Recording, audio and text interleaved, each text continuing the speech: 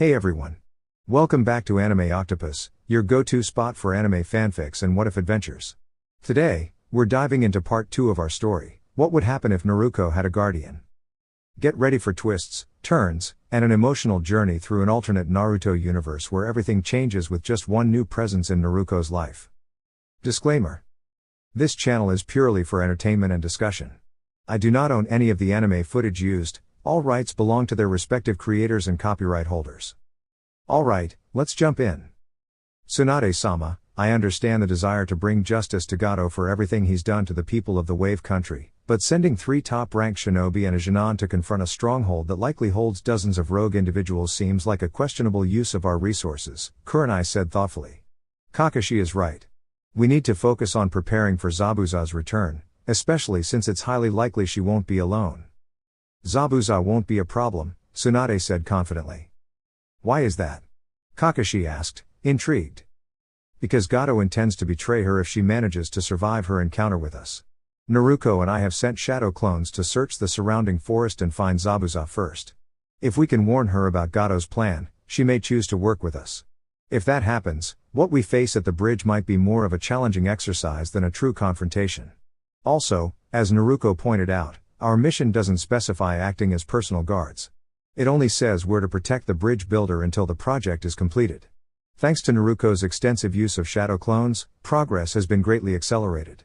Still, with Gato in control, he remains a constant obstacle. He could frighten workers away, sabotage the bridge, and continue threatening Tazuna. Removing his influence is the most direct way to fulfill our mission.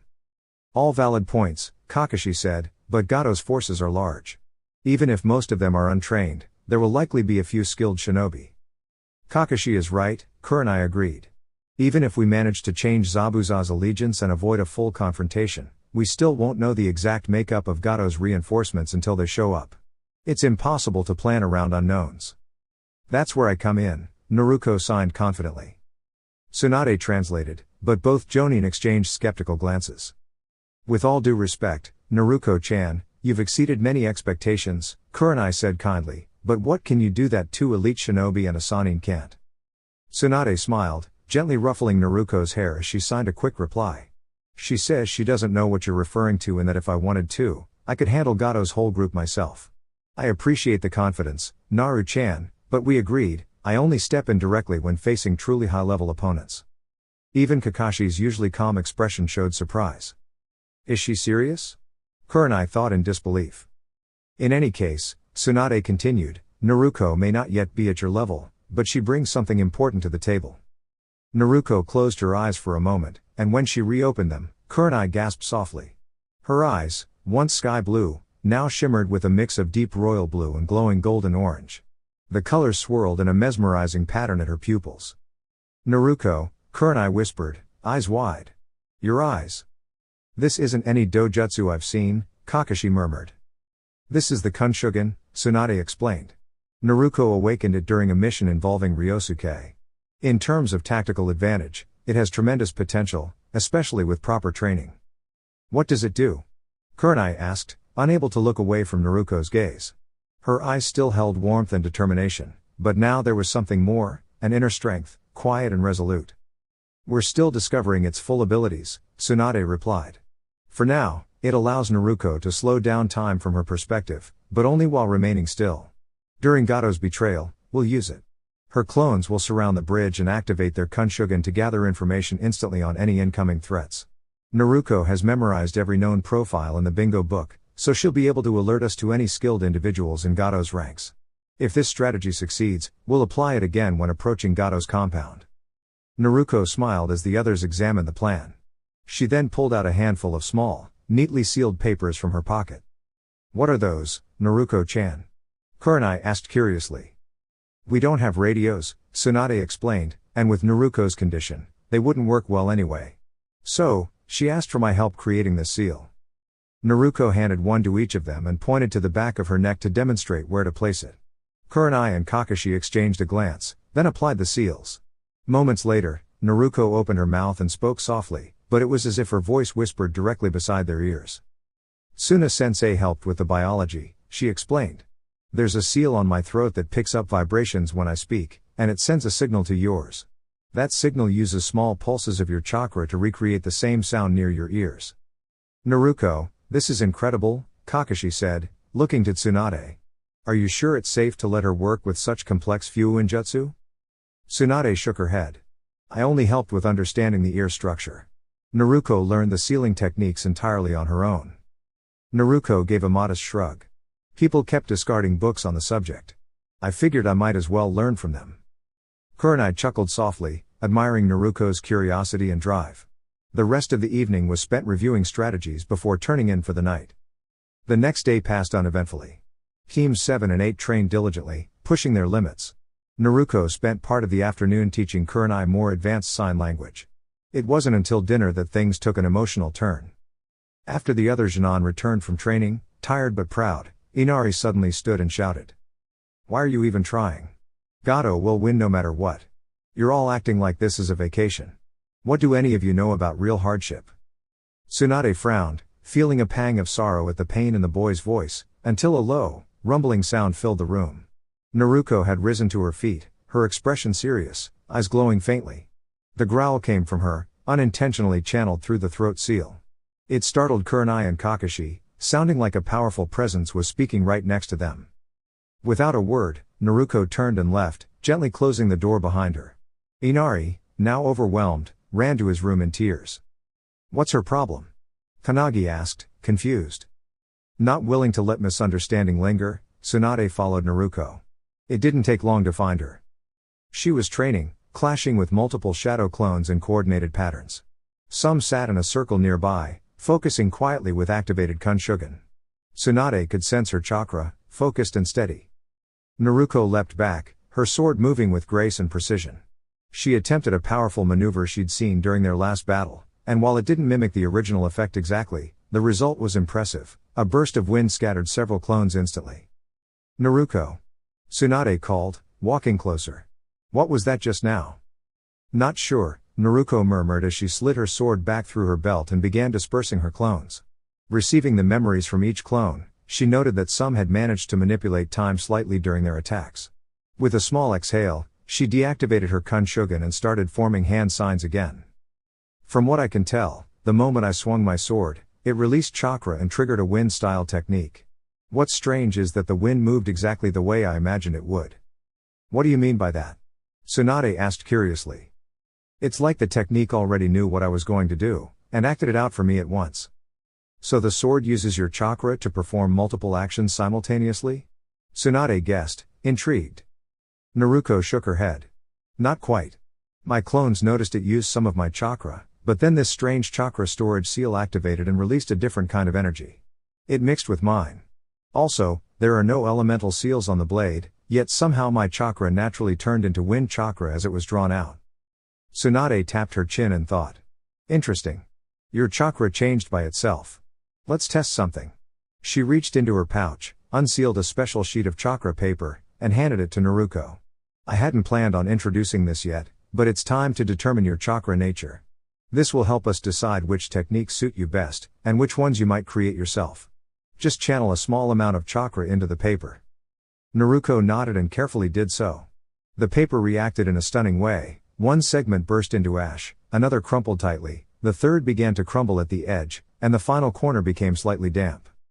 Tsunade examined the results with wide eyes. Incredible. Naruko, you have an affinity with all 5 chakra natures, though it looks like wind, fire, and lightning are your strongest. So that's why the sword acted the way it did? Naruko asked, catching on. Most likely. Let's try something. Channel your chakra as if you were performing a fire-style jutsu, then swing your sword. Naruko formed the necessary seals and swung. The blade ignited with fire, projecting a wave of flames. Both were amazed.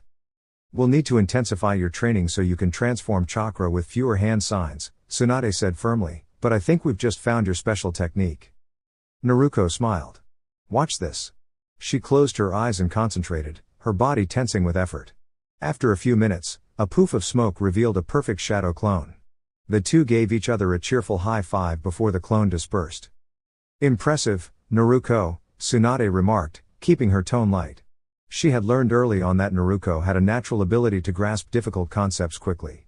Tsunade often encouraged her by downplaying difficulty, challenging Naruko to keep pushing her limits.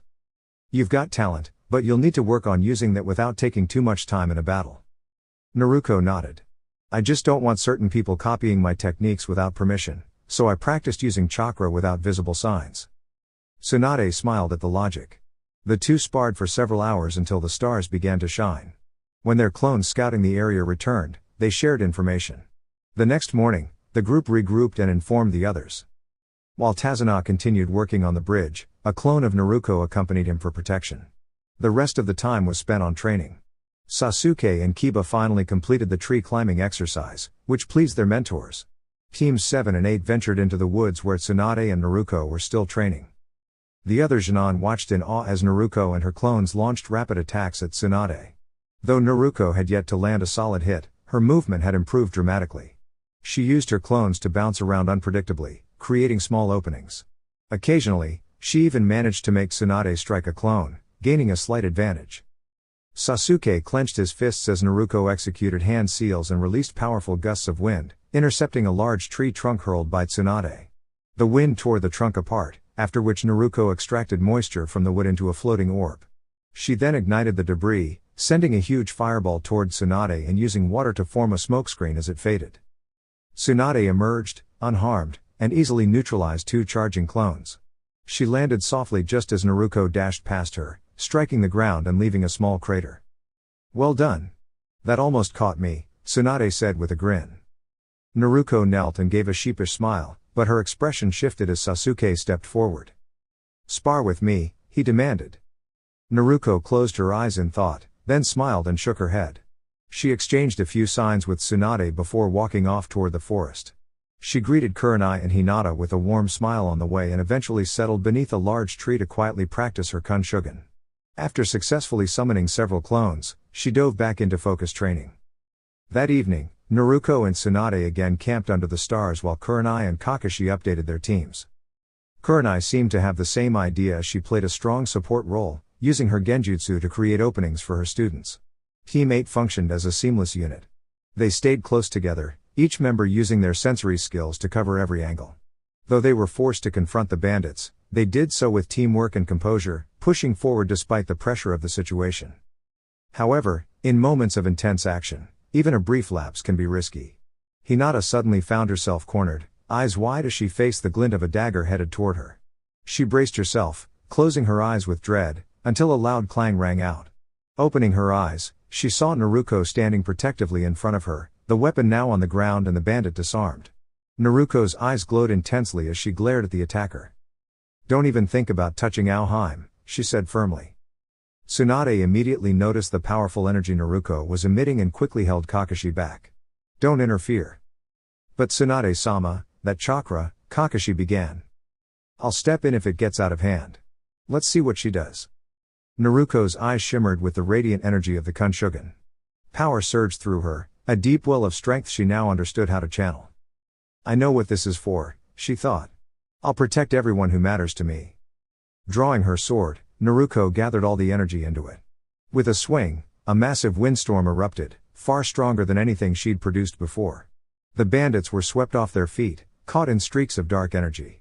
Within moments, the threat was neutralized, and the battlefield fell quiet. Exhausted, Naruko fell to her knees. Tsunade rushed over and performed a quick diagnostic jutsu. The other Leaf Shinobi stood in stunned silence at what they'd just witnessed. Naruko's clones emerged from the forest, securing any useful gear from the subdued enemies and cleaning up the area. Was that its chakra? Naruko signed when they returned to the house. Tsunade nodded and motioned that they would talk later. She then gathered Kakashi and Kurenai in private. I think we can agree the Kunshugen's first real test went better than expected, Tsunade said.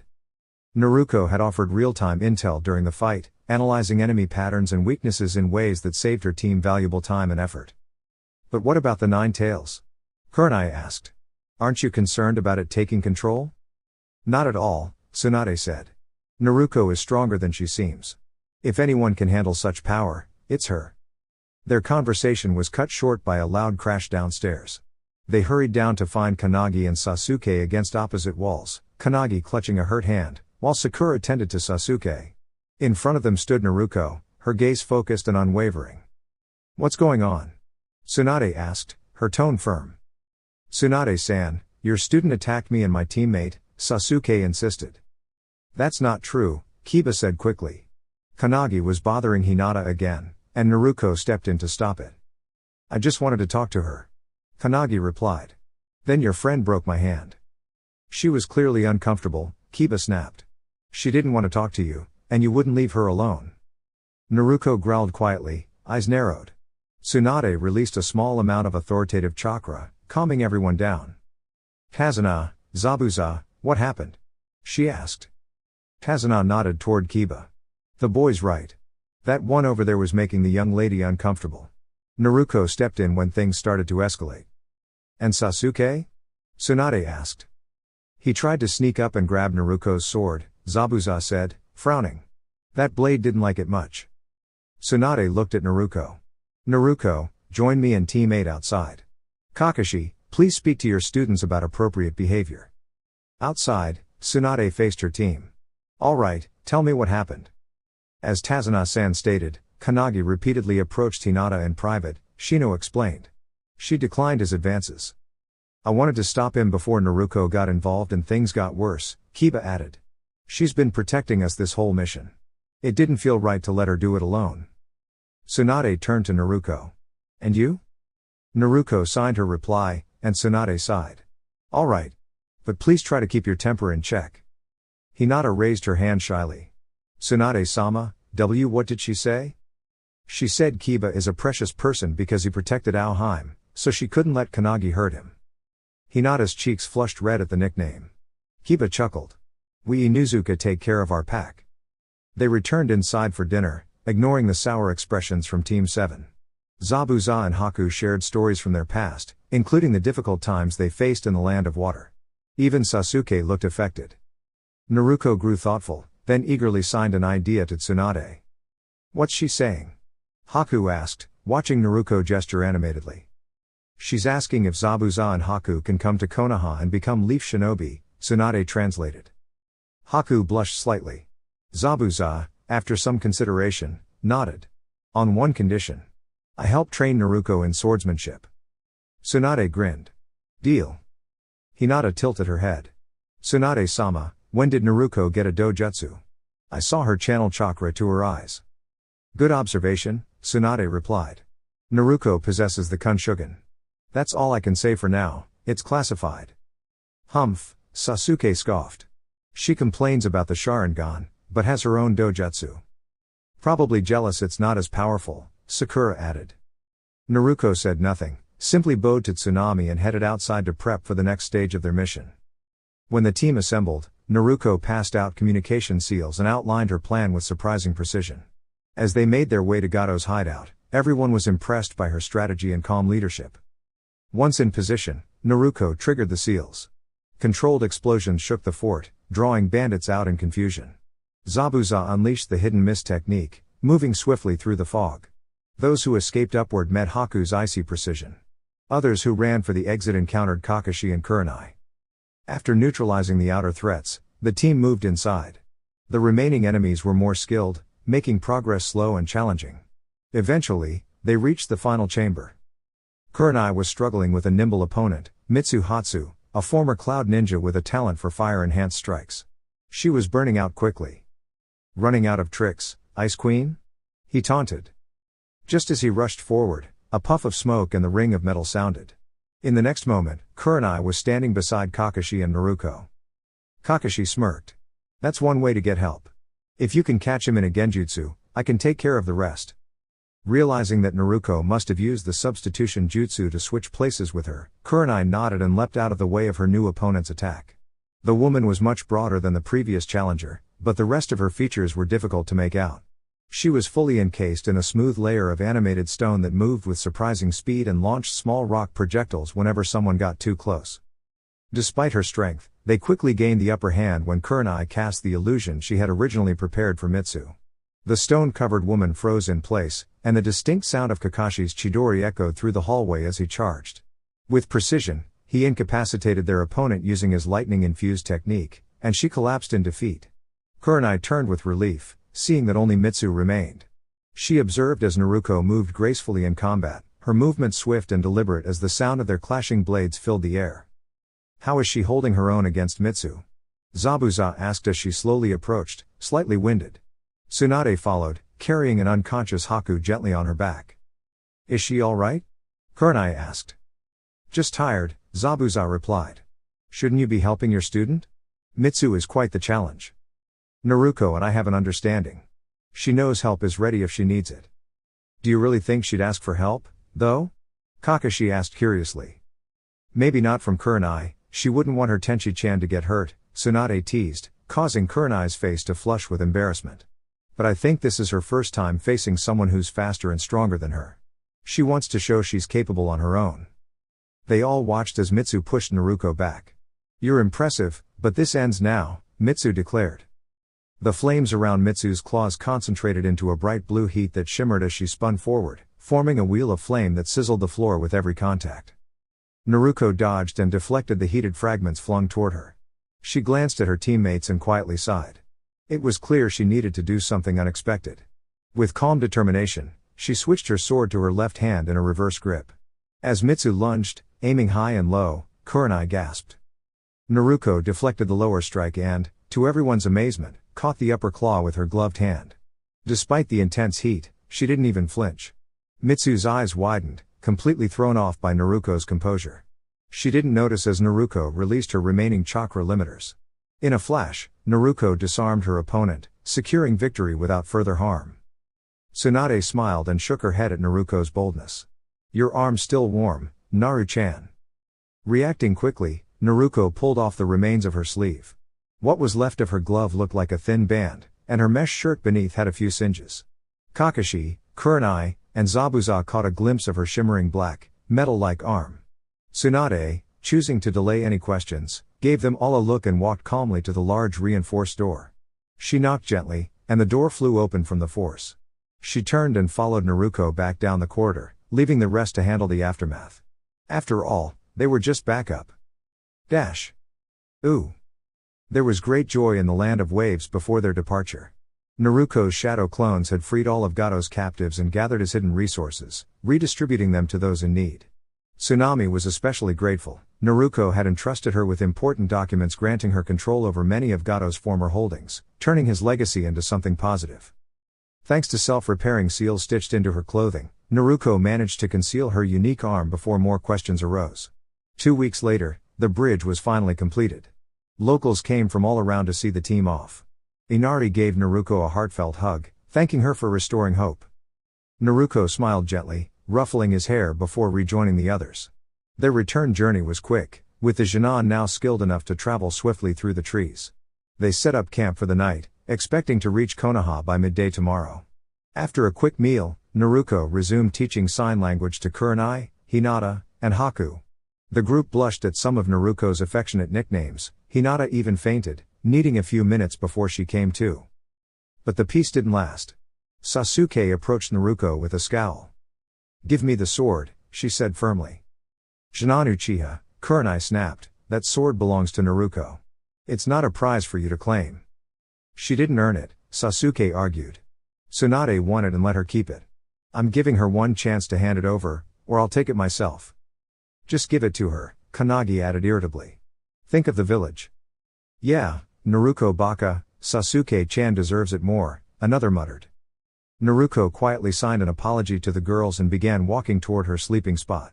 Sasuke, annoyed by what she saw as arrogance, threw a kunai. But instead of heading for Naruko, it veered toward Haku, who had turned to watch her. In a poof of smoke, Naruko substituted herself in Haku's place. The kunai lodged harmlessly into Naruko's thigh. Before anyone could react, a wave of energy spread out. The pressure from the Kyuubi's chakra brought all the Genin to their knees and made even the seasoned shinobi sweat.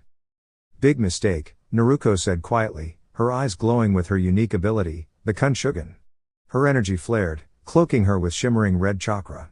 She prepared to strike, but Tsunade intervened, gently grabbing her wrist. Even restrained, the force of the stopped blow created a burst of wind that knocked Sasuke into a nearby tree. Tsunade hugged Naruko tightly, whispering soothing words. It's okay, Naru-chan.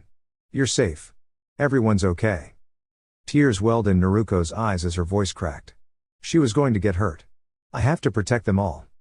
And you did, Tsunade said gently. What if it had been Tenchi-chan? Or Aoheim? What if I wasn't fast enough? But you were, Kurenai added softly, stepping forward. Naruko's energy began to calm as their voices reached her. Tsunade turned Naruko to face Haku, who ran forward and hugged her warmly. Thank you for protecting me, Naruko-chan.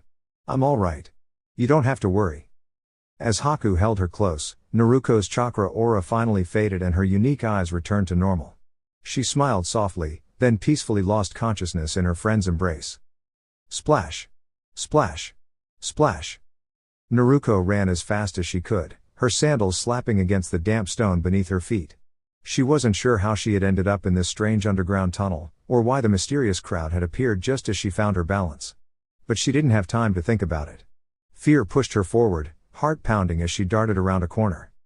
Flashes of unpleasant memories flickered in her mind, quiet birthdays spent in hiding, wishing someone other than the kind old Hokage and the Ichiraku family would smile her way. The ache of loneliness felt heavier than the scrapes or stumbles.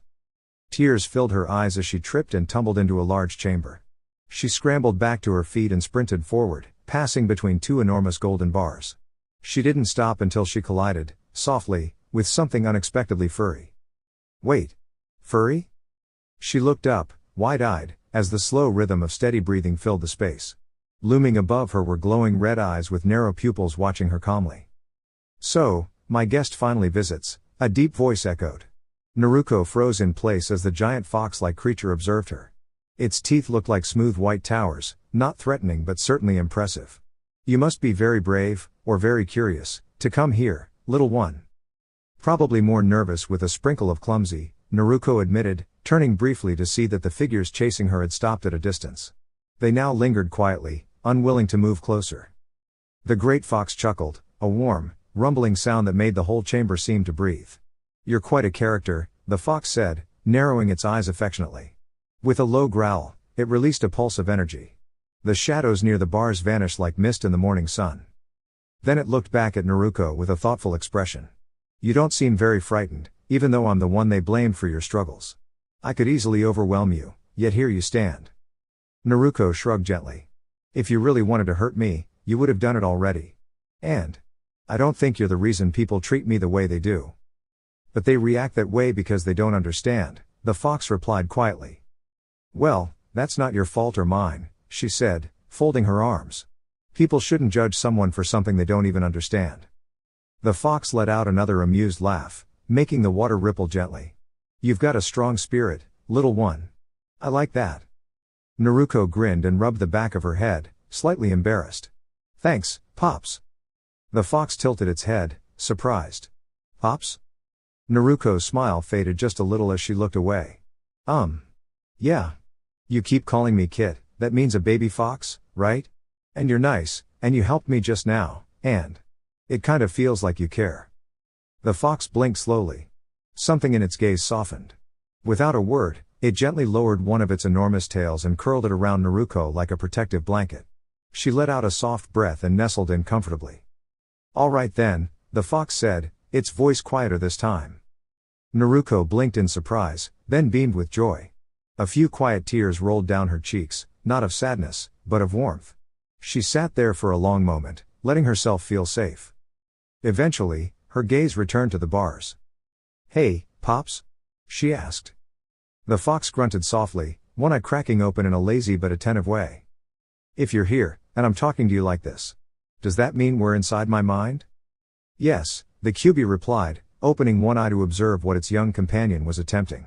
It watched curiously as she closed her eyes in deep concentration, standing calmly before gently placing her hand on its snout. A radiant light began to shine from above, and the water beneath their feet vanished. The Kyuubi observed with fascination as the cold iron bars of its cage transformed into thick, natural wood. The walls of the dark sewer dissolved, replaced by a vast blue sky filled with fluffy white clouds. Soft grass spread beneath its paws, and tall wooden poles rose around them, stretching outward in every direction. The poles quickly took root, sprouting branches and leaves as they turned into towering trees. When the transformation was complete, Naruko opened her eyes to admire her creation. The cage was gone, replaced by a peaceful forest of immense fir trees that even dwarfed the enormous fox. Rolling green hills stretched to the horizon, and nearby, A large lake sparkled beside giant rocks perfect for resting in the sunlight. "This is incredible," the Kyuubi said softly, moved by the transformation. "Thank you."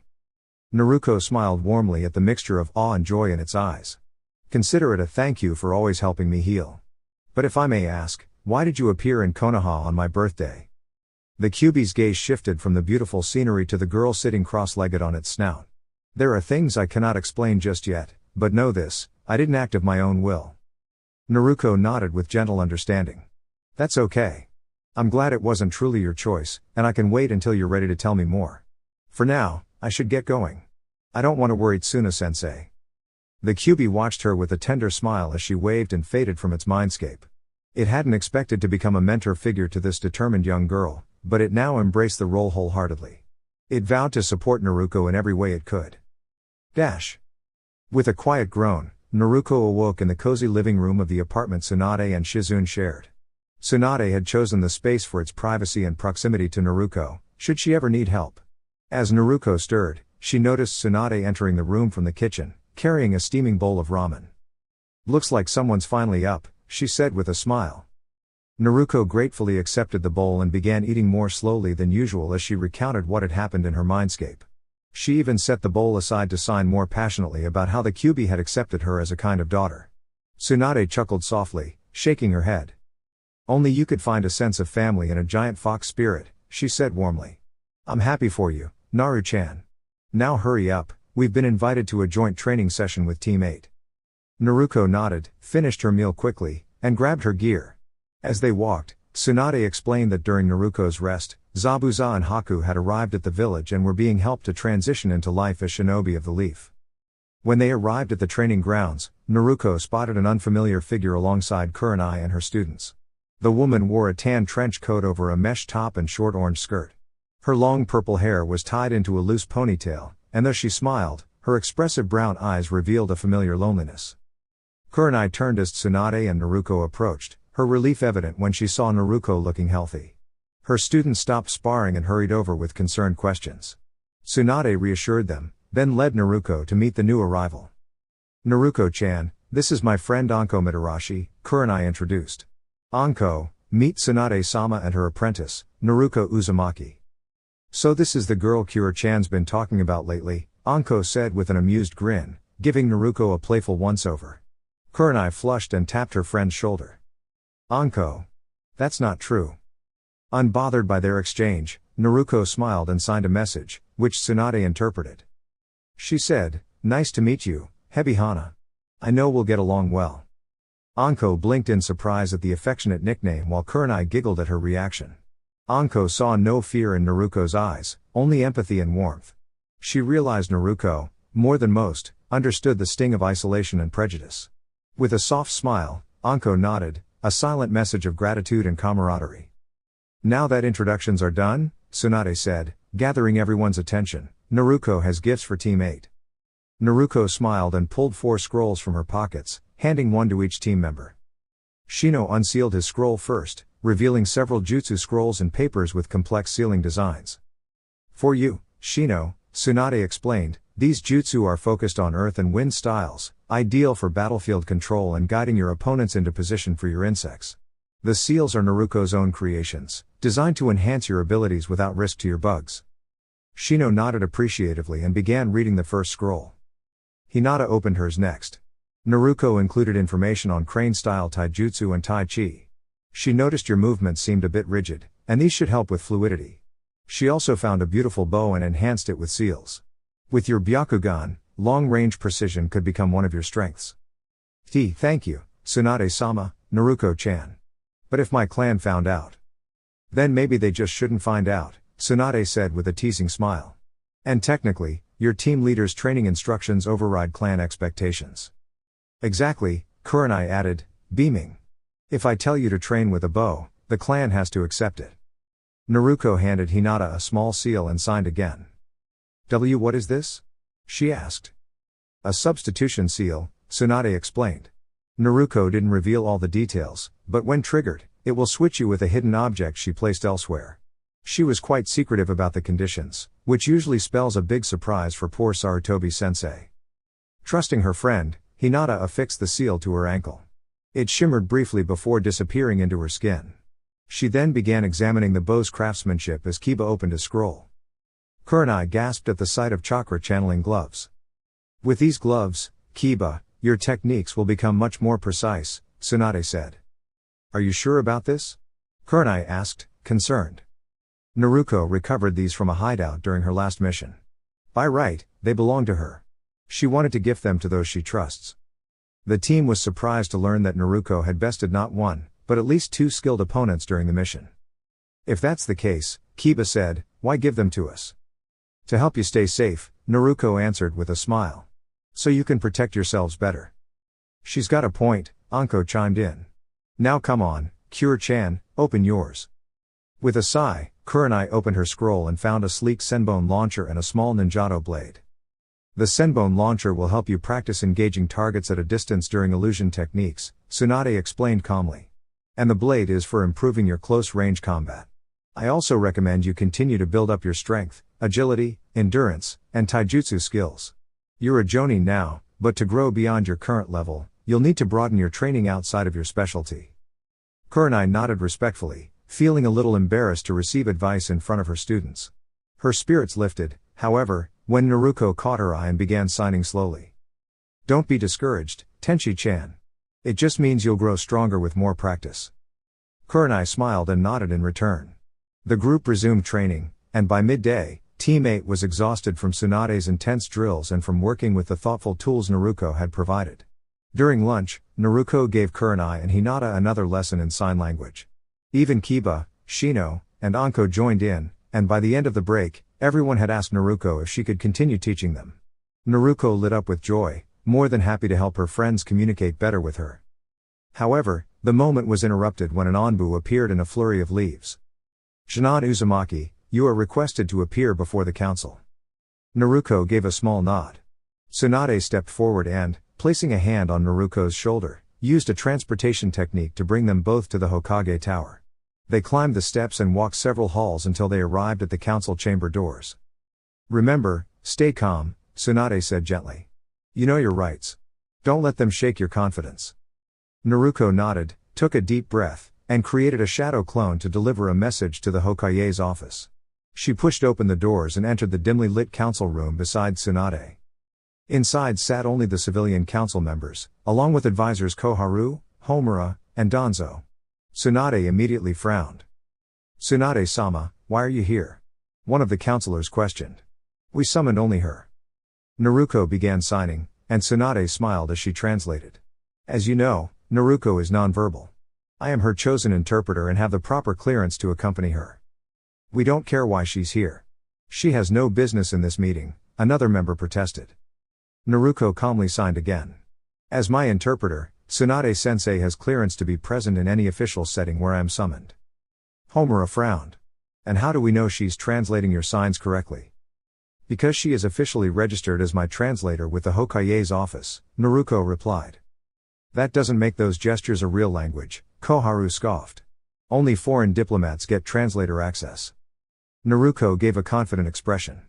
Konoha law defines translator rights without limiting them to spoken or foreign languages. In fact, hand signals are recommended for silent communication between elite shinobi and sensitive missions.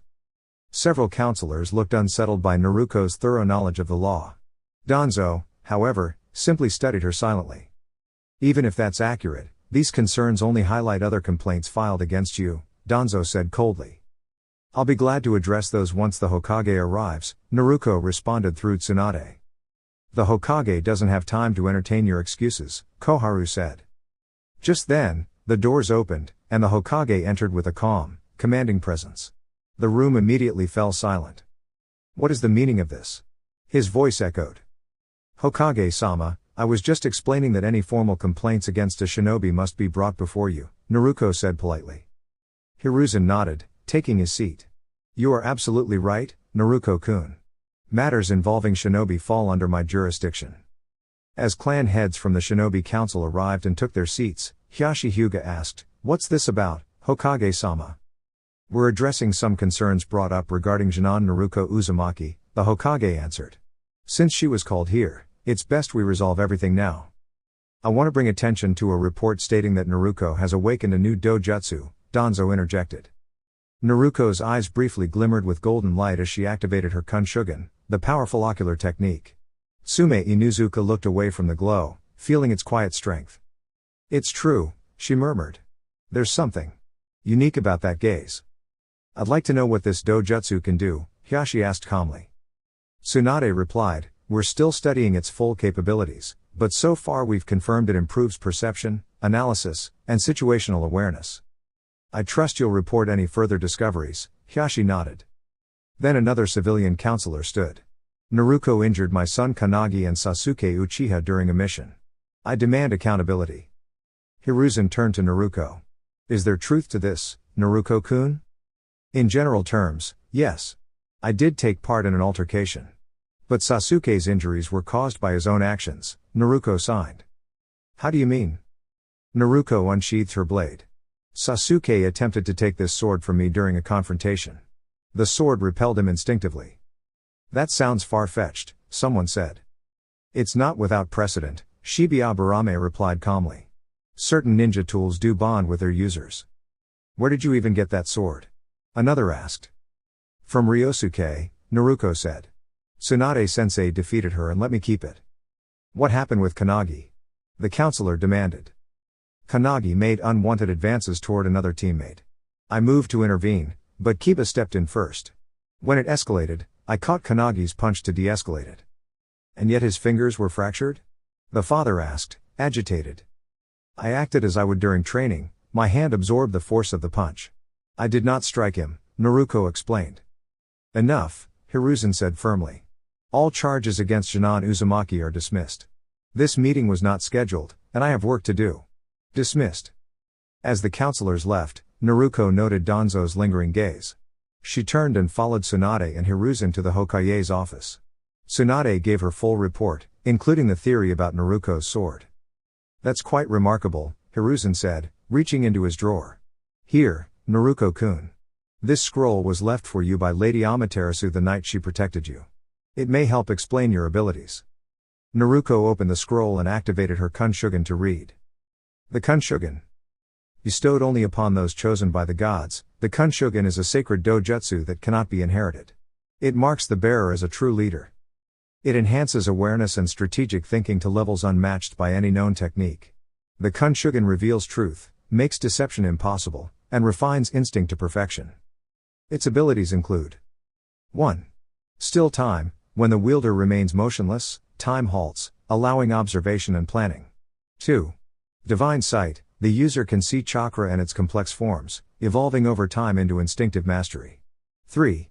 Chakra harmony, grants perfect control over one's own chakra flow, preventing disruption or interference.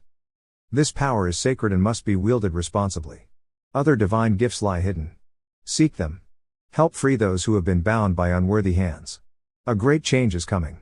Let it be one of harmony. As Naruko finished, she signed thoughtfully. Gigi, I have a request. The following 3 weeks passed peacefully. Zabuza and Haku were officially welcomed into the ranks of the Leaf Shinobi, Zabuza as a Chunin and Haku as a Jinan. While both of them demonstrated skill far beyond their assigned ranks, the Hokage wisely required them to prove their loyalty to Konoha before granting any further recognition. Once cleared, they quickly began training alongside Naruko and Tsunade.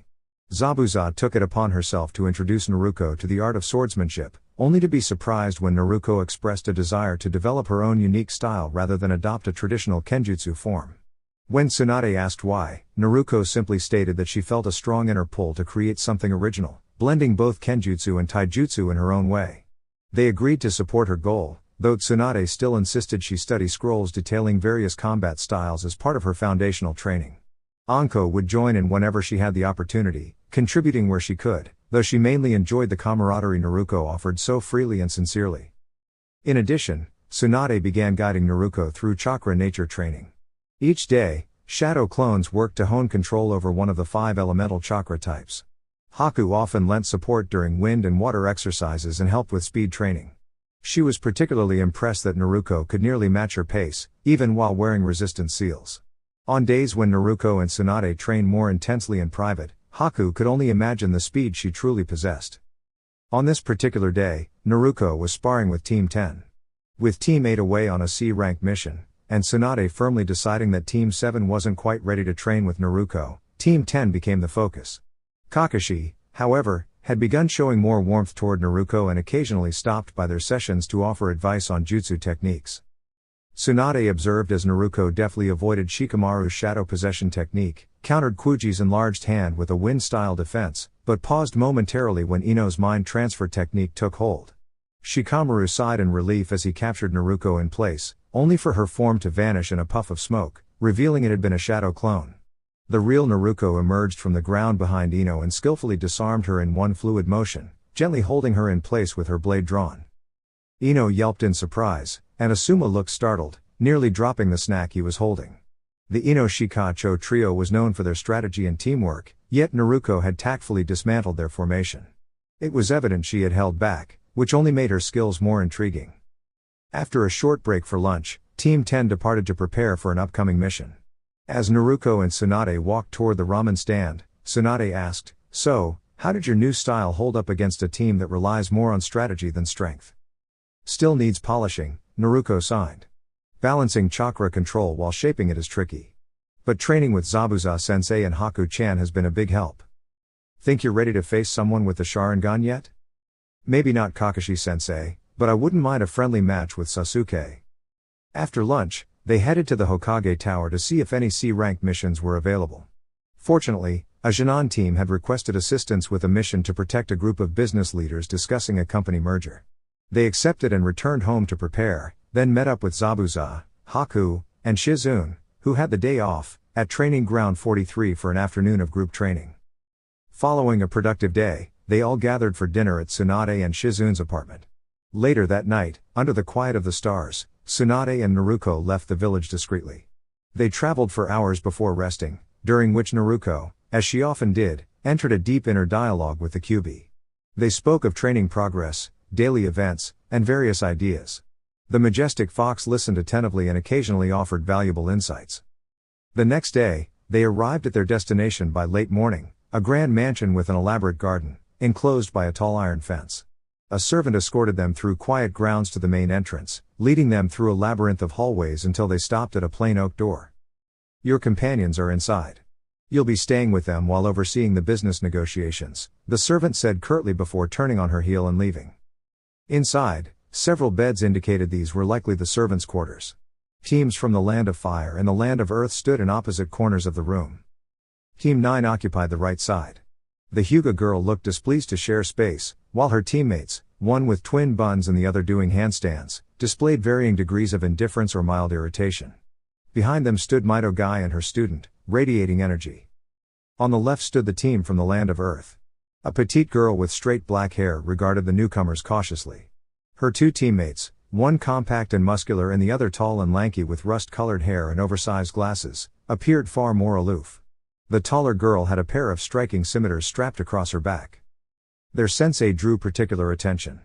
She wore crimson armor and carried a large furnace on her back, an unusual combination that Tsunade immediately recognized. The calm expression in her eyes confirmed it. This was Han, Jinchuriki of the five-tailed dolphin horse. Gai welcomed them enthusiastically. "Greetings, Tsunade-sama. We are honored by your timely arrival." Naruko raised a brow at the energetic greeting and offered a small wave toward Team 9. While two of them ignored her, the third kept on with her handstand. Naruko then turned her attention to Han, feeling an inexplicable familiarity. "Kit, that woman is like you, she's a Jinchuriki," the Kyuubi gently informed her. "The five tails is sealed within her." Naruko mentally thanked her companion before approaching Han and smiling kindly. Han gave her a neutral look, her gaze sharp with quiet caution. "Step back from our sensei," the compact girl said sternly, nudging Naruko aside. Naruko quietly returned to Tsunade and began signing quickly. "What is she doing?" Han asked. "She communicates through sign language," Tsunade explained with a soft smile. "She's excited to meet you." "Why would a Jinan from Konoha be interested in you, Han-sensei?" asked the tall girl curiously. Naruko decided to speak with Han privately about their shared bond but introduced herself kindly to the others for now. "Greetings. I'm Naruko Uzumaki," she signed and smiled. "I'm Han," the armored woman replied. "These are my students, Osada, Komuro, and Kurotsuchi. She gestured to each in turn. I already know Tsunade Senju. Naruko looked at Tsunade. You know Han-sensei? Tsunade blinked at the casual honorific. We crossed paths during the war, she replied softly, a bit surprised by Naruko's familiar tone. Turning to Guy, Tsunade asked, your report was a bit vague. Why did you request backup? Guy nodded seriously. We apprehended an intruder attempting to eavesdrop on the business meeting. Our allies from Iwa believe she may be part of a larger mercenary group. Tsunade accepted this explanation with a nod. Very well. Naruko and I will fit in some training before dinner. Naruko grinned and followed her mentor outside.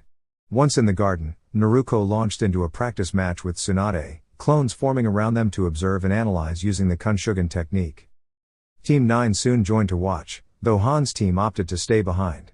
Guy, inspired by Naruko's unrelenting spirit, began his own training anew, soon joined by her student, Lee. Meanwhile, Neji sought a quieter place to train, and Tenten stayed to watch, torn between admiration and envy. As Naruko drew a stunningly elegant sword, Tenten's eyes widened in amazement, and she eagerly ran into the field, unintentionally disrupting the spar. Where did you get that sword? She asked, eyes wide with awe. We acquired it during a recent mission, Tsunade answered calmly. It's beautiful. What's its name? Tenten asked, still examining the craftsmanship with great interest. Naruko raised an eyebrow, not quite understanding the question. We're not sure if it has a name yet, Tsunade replied with a gentle chuckle as Naruko looked a bit flustered with Tenten standing so close. Tenten crossed her arms with determination. That just won't do. A sword this amazing needs a name. Her eyes sparkled with excitement, making Naruko smile and nod. She looked down at the weapon, admiring the dark blade, the golden sun-inspired guard, and the deep red fabric wrapped around the hilt. She already knew what she wanted to call it. Naruko sheathed the sword and used hand signs to communicate her decision to Tsunade. That's a wonderful name, Naru-chan. What is it? Tenten asked curiously. Tsunade smiled at the younger Kunoichi's enthusiasm. It was refreshing to see someone so dedicated to her training. She said she's calling it Eclipse. Tenten's eyes lit up. That's awesome. Would you spar with me? I use all kinds of weapons, so maybe I can teach you a few tricks. Naruko eagerly nodded and drew Eclipse once again. Tsunade stepped outside the sparring area, giving them room.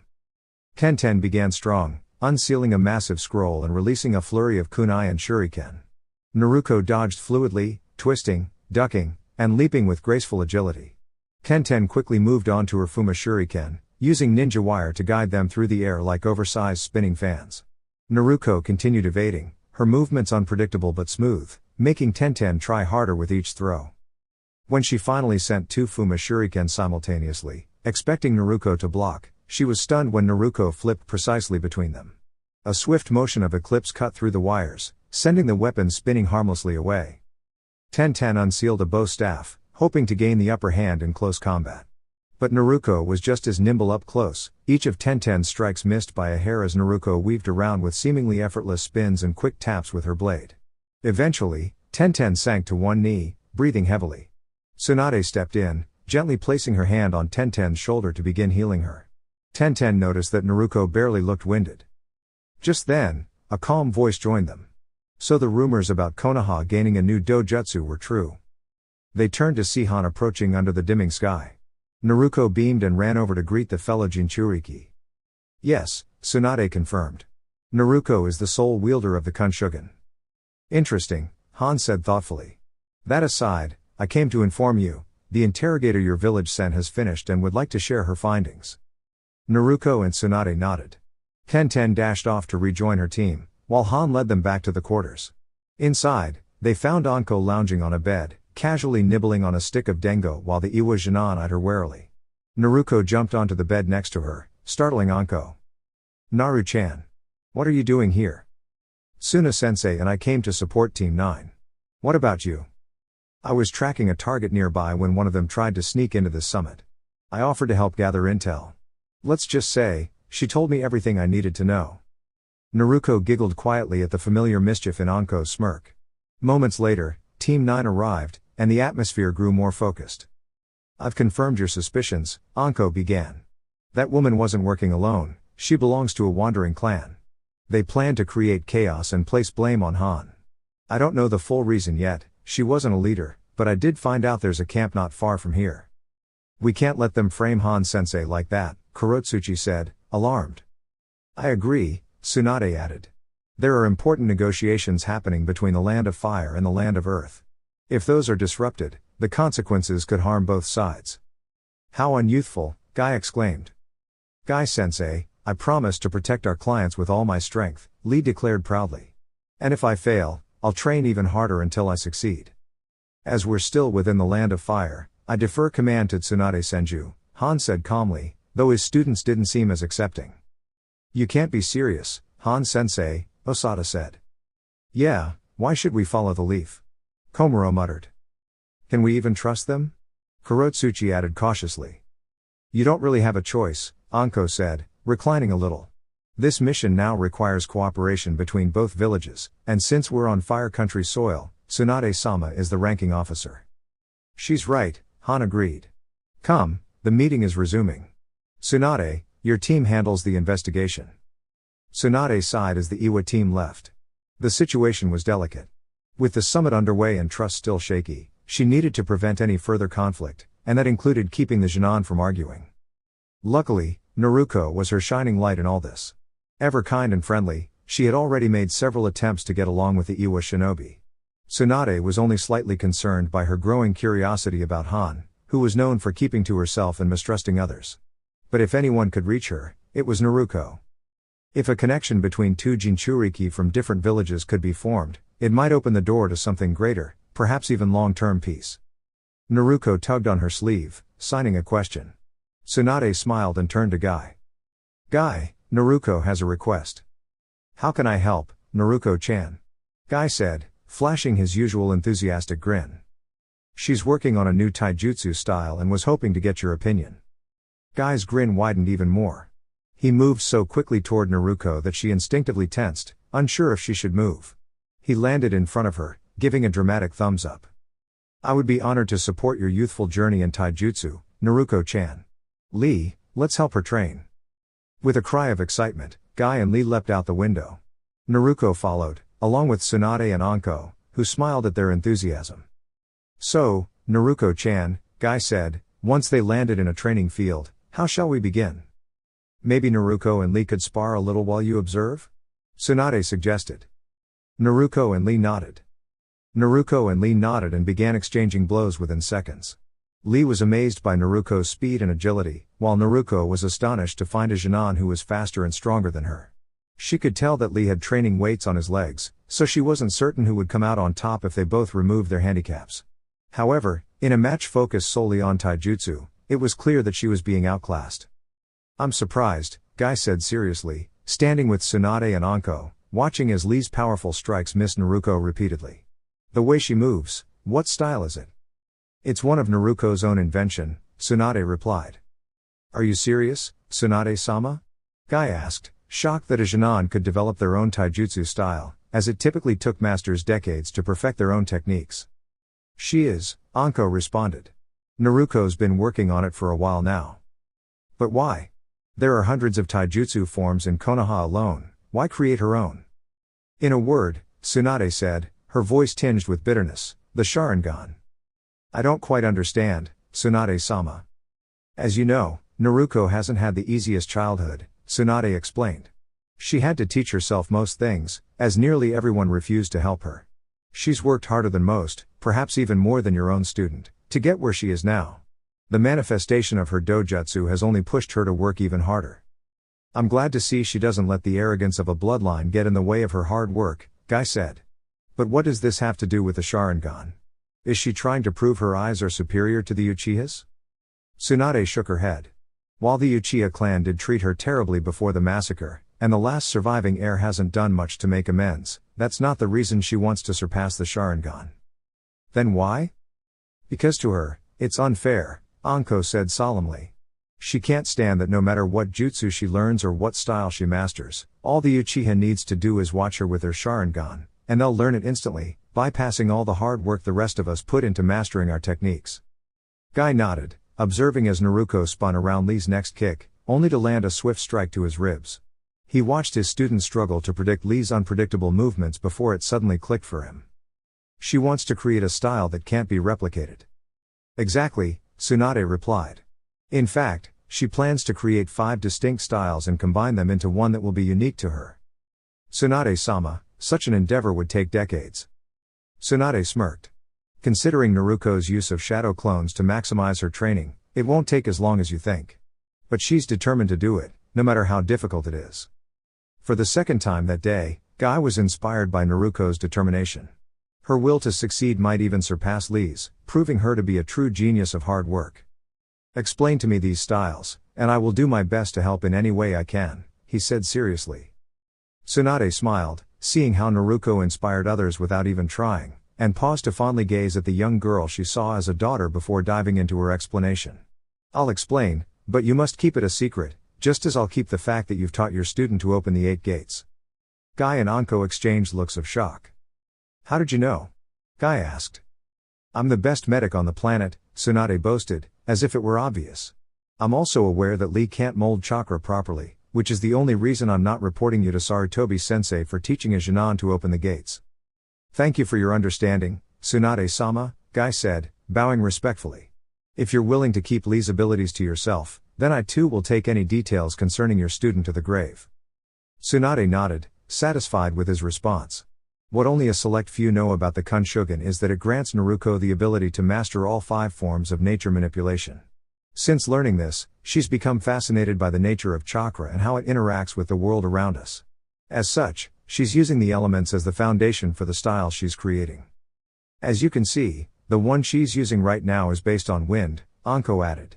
She spent days observing the way leaves fall and move in the breeze. That's incredible, Guy said, watching as Naruko cartwheeled over one of Lee's kicks, planted her feet on his shoulders, and kicked off into a backflip. The force of her jump sent Lee, still off balance, tumbling to the ground. So, she focuses on evasion to throw her opponent off balance, using circular movements to maintain momentum. Exactly, Tsunade replied. This style doesn't rely heavily on raw power, she'll develop another one for that, but it works well when combined with her kenjutsu, ninjutsu, and fuinjutsu. They continued watching for several minutes until the sparring match came to an abrupt halt. Naruko had been evading a powerful axe kick from Lee but had inadvertently left herself open. Lee seized the opportunity and landed a punch to Naruko's shoulder. Hard. Naruko was sent skidding across the ground but was unharmed, while Lee dropped to his knees, clutching his broken hand with a cry of pain. Tsunade immediately stepped in, examining Lee's hand before performing a quick healing jutsu. Naruko simply watched, concerned, as her friend gritted his teeth in pain. She hadn't meant to let Lee hit her prosthetic arm, but in her distraction, she'd allowed it to happen. She hadn't realized that her breathing had quickened as she watched Tsunade work on the injury. Kit, it's okay, you didn't do anything wrong. Her father's voice echoed in her head, but she couldn't shake the panic creeping into her chest. What if Lee resented her for injuring him? What if Tsunade and Anko started to see her as a burden? These thoughts swirled in her mind, bringing back painful memories of being pushed away. She didn't even realize she'd moved until warm arms enveloped her in a comforting embrace. The scent of lilac filled the air, and she felt her face pressed against something soft. Hebihana? She murmured, confused as to why she was being held like this. It's okay, Naruko-chan, Anko said softly. They don't think you did it on purpose, and they don't hate you. How can you be so sure? Because, I feel the same way when Kura-chan gets injured during training. Accidents happen. Tsunade-sama will have his hand good as new by tomorrow. You're sure? Naruko's eyes pleaded for reassurance, and when she met Anko's warm gaze, she saw only warmth, comfort, and understanding. They continued to look into each other's eyes as their faces inched closer. They were less than an inch apart when a dull thud interrupted them, forcing them apart. They both looked out over the courtyard and Naruko spotted 2 figures darting between the bushes toward the front door. Anko prepared to leap down when Naruko grabbed her arm and shook her head. I have an idea. Dear YouTube family. This is all for now. I truly appreciate each and every one of you for being part of this journey. Your support means the world to me. Please don't forget to like, share, and subscribe to my channel for more amazing content. Sending you all lots of love and gratitude. Until next time, stay awesome. Love a lot. Anime Octopus.